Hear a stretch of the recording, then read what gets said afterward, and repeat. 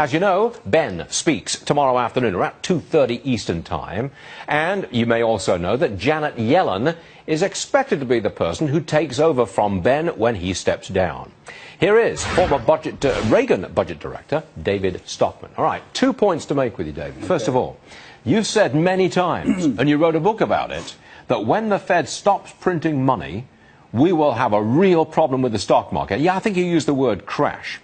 Okay, let's suppose that we print a little bit less money, the taper, so to speak. Do we still have stock market problems? Because we'll find out tomorrow afternoon.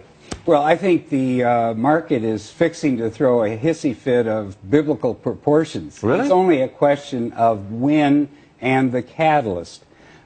Look at this pathetic relief rally, so-called, summer's relief rally we've had yesterday and spilling over into today. You know, the boys and girls and robots on Wall Street are so addicted to their monetary heroin that they cannot even see that Larry Summers is effectively John Maynard Keynes' vicar on earth.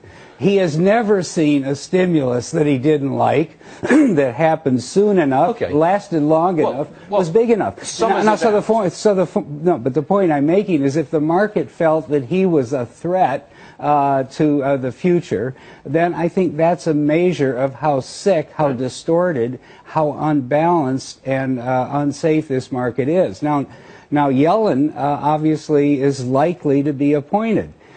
And I can understand why the market is cheering. After all, Yellen told the Congressional Crisis Inquiry Commission in 2010 that she saw none of these bubbles coming, that effectively she is a self-certified member of the bubble blind, did not see that housing securitization was problematic, did not see the repo market was an accident waiting to happen, did not see the games that she said it goes on and on and on. The rating agencies were playing. So my point is, if that is who we're going to have running the Fed going forward, we are in for, I think, a disastrous period ahead. But not yet. Who can predict? Who can predict? As long as the Fed prints, you think we're going to be okay? No, I don't think so, because the Fed, you know, we don't know what the catalyst, what the black swan, what the unexpected development is going to be that will cause people to sell. And if the market begins to sell off, even more money printing is not going to stop the carnage that will result. And you think about... we have bubbles everywhere. Yes, we have recreated all the bubbles. You're saying this is inevitable? I think it's absolutely inevitable. The S&P, or excuse me, the Russell 2000 today is 25% higher than it was in the fall of 2007.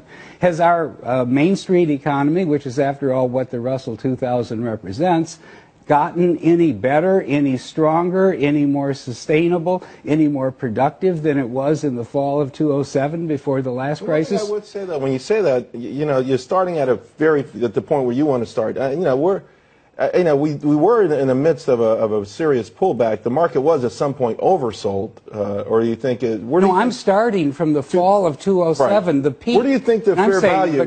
Fair value of the market should be? You know, I have no idea, but it's way below where it is today. The market is trading at 19 times trailing GAAP earnings, the real thing, the honest thing that isn't all doctored and X-itemed and adjusted. 19 times reported earnings. Trailing. Isn't that fairly normal? I mean, no, I don't think it's out of the question. I think it is way out of the question. Historically, yes, 19 times trailing is exactly where it was in October of 2007. For one.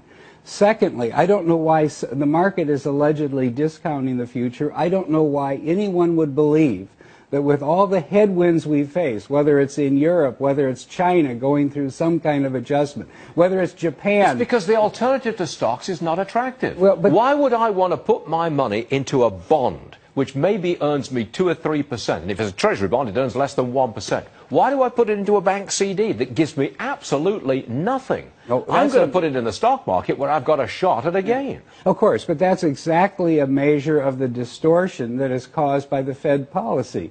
They're basically telling the savers of America, we want you to go way out on the risk spectrum. We want you to get into the Russell 2000